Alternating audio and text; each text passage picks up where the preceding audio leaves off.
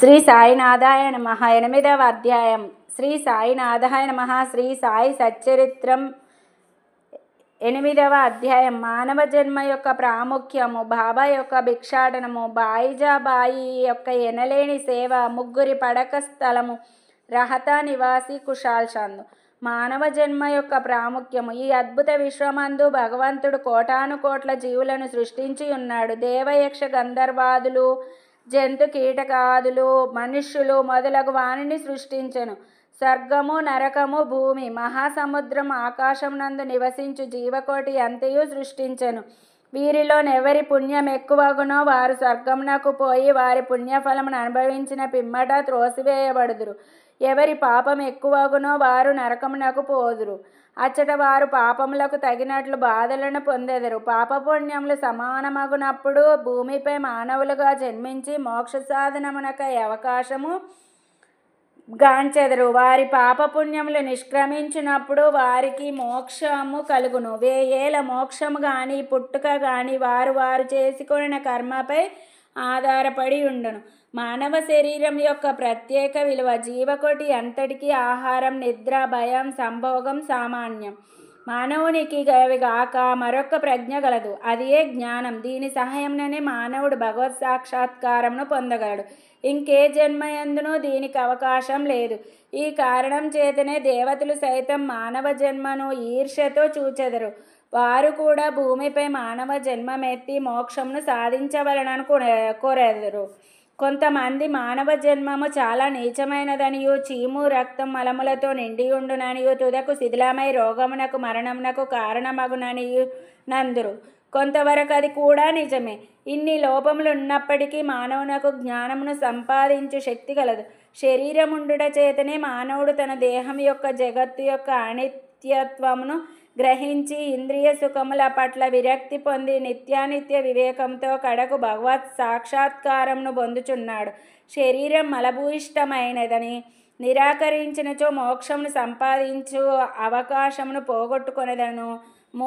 దేహమును ముద్దగా పెంచి విషయసుఖములకు మరిగినచో నరకమున బడదము. ఉచిత మార్గమే మన దేహమును అశ్రద్ధ చేయకూడదు, దానిని లోలత్వంతో పోషింపనుకూడదు.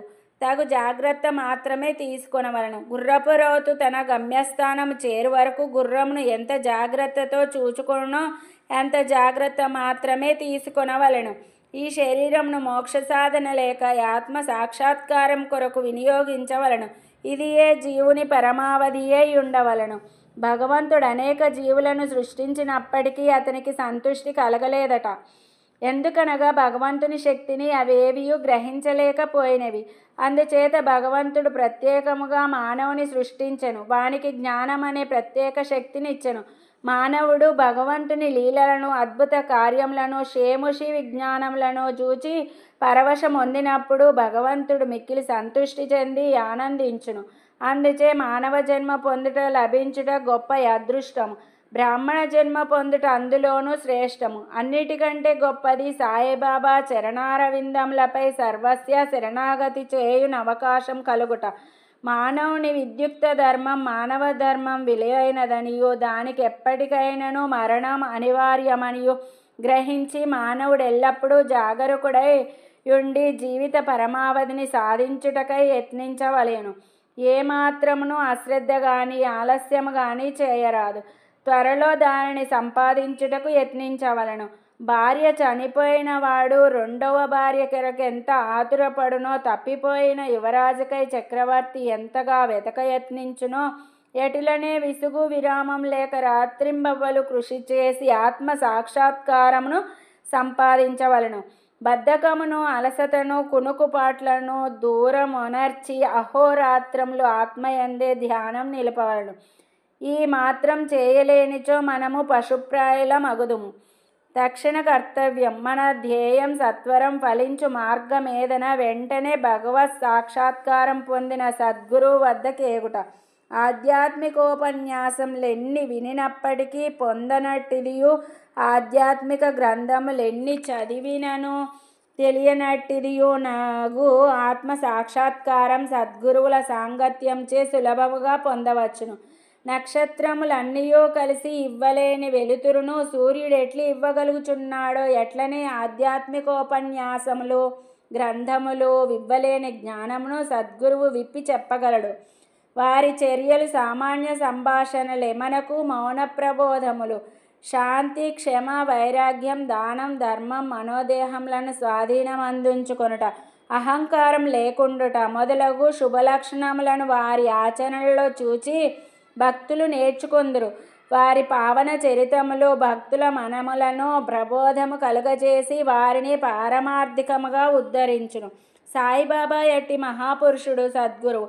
బాబా సామాన్య ఫకీరు వలె సంచరించుచున్నప్పటికీ వారెప్పుడునూ ఆత్మానుసంధానం నందే నిమగ్నులగుచుండిరి. దైవభక్తి గల పవిత్ర హృదయములు వారికి సదా ప్రీతిపాత్రులు. వారు సుఖములకు ఉప్పొంగువారు కారు, కష్టముల వలన కృంగిపోవువారు కారు.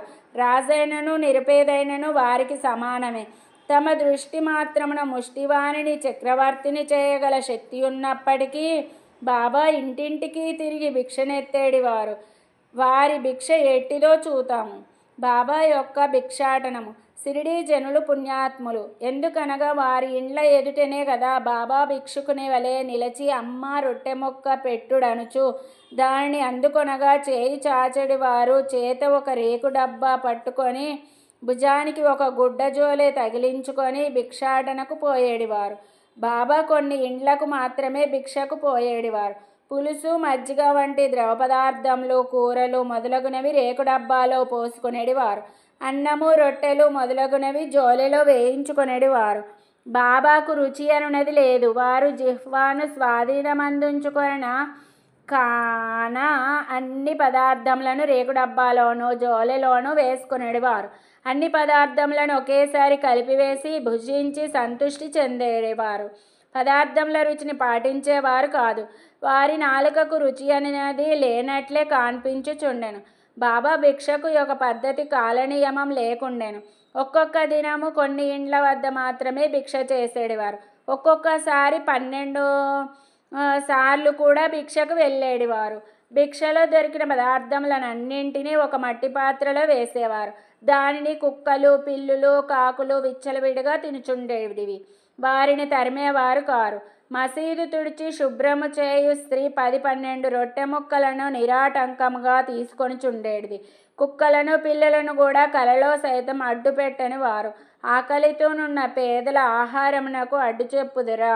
ఫకీరు పదవియే నిజమైన మహారాజు పదవి అని, అదియే శాశ్వతమని, మామూలు సిరి సంపదలు క్షణభంగురాలని బాబా అనుచుండేడివారు. ఆ పావన చరితుని జీవితం వంటి జీవితమే కదా మిగుల ధన్యమైనది. మొదట షిరిడీ ప్రజలు బాబాను ఒక పిచ్చి ఫకీరని భావించి అటులనే పిలిచేడివారు. భజనోపాధికై రొట్టె ముక్కలకై గ్రామంలో భిక్షనెత్తి పొట్టపోసుకొనేడి పేద ఫకీరన్న ఎవరికి గౌరవం ఏమియుండును?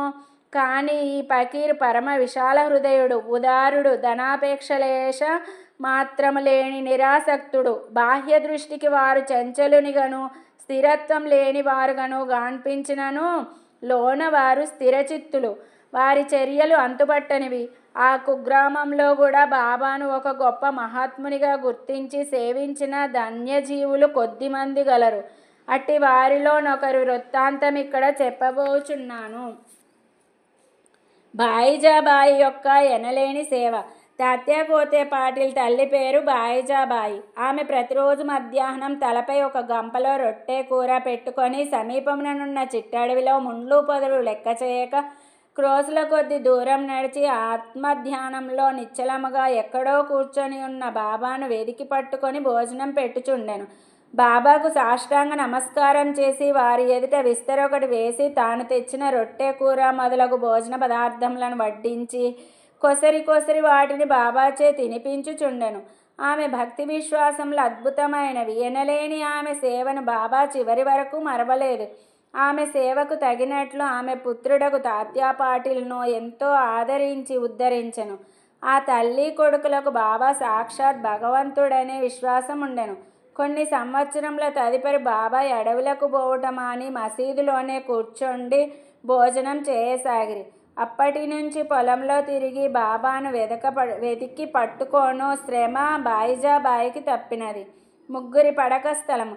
ఎవరి హృదయమందు సదా వాసుదేవుడు వసించుచుండునో అట్టి మహాత్ములు ధన్యులు. అట్టి మహాత్ముల సాంగత్యం లభించిన భక్తులు గొప్ప అదృష్టవంతులు. తాత్యా కోతే పాటిల్ మహల్సాపతి ఇద్దరు అట్టి అదృష్టశాలురు. బాబా వారిరువురిని సమానముగా ప్రేమించేవారు. బాబా వారిరువురితో కలిసి మసీదులో తమ తలలను తూర్పు పడమర ఉత్తరముల వైపు చేసి మధ్యలో ఒకరి కాళ్ళు ఒకరికి తగులునట్లు పండుకొనేడివారు. ప్రక్కలు పరుచుకొని వానిపై చతికిలపడి సగం రేయి వరకు ఏవేవో సంగతులు ముచ్చడించుకొనేడివారు. అందులోనెవరికైనా నిద్ర వచ్చుచున్నట్లుగా అనిపించినా తక్కిన వారు వారిని మేల్కొల్పుచుండిరి. తాత్య పండుకొని గుర్రు పెట్టినచో బాబా వారిని అటునిటు ఊపి వాని శిరస్సును గట్టిగా నొక్కుచుండెను. బాబా ఒక్కొక్కసారి మహల్సాపతిని అక్కున చేర్చుకొని అతని కాళ్ళ నొక్కి వీపు తోమెడివారు. ఈ విధముగా 14 సంవత్సరములు తాత్య తన తల్లిదండ్రులను విడిచి బాబాపై ప్రేమచే మసీదులోనే పండుకొనెను. అవి మరుపురాని మధుర దినములు. బాబా ప్రేమానురాగములు కొలవరానివి. వారి అనుగ్రహము ఇంతే అని చెప్పుటకు అలవి కానిది. తండ్రి మరణించిన పిమ్మట తాత్య గృహ బాధ్యతను స్వీకరించి ఇంటిలోనే నిద్రించుటకు ప్రారంభించెను. రహతా నివాసి కుశాల్ చంద్. షిరిడీలో తాత్య తండ్రి గారైన గణపతిరావు కోతే పాటిల్ను బాబా ఎంత ప్రేమాభిమానములతో జూచెడివారో అంతటి ప్రేమాధారములతోనే రహతా నివాసియగు చంద్రబాన్ షేట్ మార్వాడీని జూచుచుండిరి. ఆ షేటు మరణించిన పిమ్మట అతని అన్న కొడుకు కుశాల్ చంద్ను కూడా మిక్కిలి ప్రేమతో జూచుచు అహర్నిశలు వాని యోగక్షేమం మరియుచుండిరి. ఒక్కొక్కప్పుడు టాంగాలోనూ మరొకప్పుడు ఎద్దుల బండి మీదనో బాబా తన సన్నిహిత భక్తులతో కలిసి రహతా పోవువారు. రహతా ప్రజలు బాజా భజంత్రీలతో ఎదురేగి బాబాను గ్రామ సరిహద్దు ద్వారం వద్ద దర్శించి సాష్టాంగ నమస్కారములు చేసేడివారు. తరువాత మహావైభవముగా బాబాను గ్రామంలోనికి సాదరముగా తీసుకొని వెళ్ళేడివారు. కుశాల్ చంద్ బాబాను తన ఇంటికి తీసుకొని పోయి తగిన ఆసనం నందు కూర్చుండచేసి భోజనం పెట్టేడివారు. ఇరువురు కొంతసేపు ప్రేమోల్లాసములతో ముచ్చడించుకునేడివారు. తదుపరి బాబా వారిని ఆశీర్వదించి షిరిడీ చేర్చుండేడివారు. షిరిడీ గ్రామమునకు సమాన దూరంలో ఒకవైపు దక్షిణమున రహతా, మరోవైపు ఉత్తర దిశయందు నీమ్గాం ఉన్నవి. ఈ 2 గ్రామములు దాటి బాబా ఎన్నడూ ఎచ్చడికి పోయి ఉండలేదు. వారెన్నడూ రైలు బండిలో ప్రయాణం చేసి ఎరుగరు. రైలు బండిన కనీసం చూచి కూడా ఉండలేదు. కానీ సర్వజ్ఞుడైన బాబాకు బండ్ల రాకపోకలు ఖచ్చితంగా తెలియచుండేటివి. బాబా వద్ద సెలవు పుచ్చుకొని వారి ఆజ్ఞానుసారం ప్రయాణం చేయి వారలకే కష్టములు ఉండేటివి కావు. బాబా ఆ దేశమునకు వ్యతిరేకముగా పోవు వారు అనేక కష్టముల పాలగుచుండిరి. అటువంటి కొన్ని సంఘటనలను మరికొన్ని ఇతర విషయములను రాబోవు అధ్యాయంలో చెప్పెదను. 8వ అధ్యాయం సంపూర్ణం. సద్గురు శ్రీ సాయినాథార్పణమస్తు. శుభం భవత్. Thanks for watching Devotional Updates channel. Please like, share and subscribe to this channel for more updates. Thank you.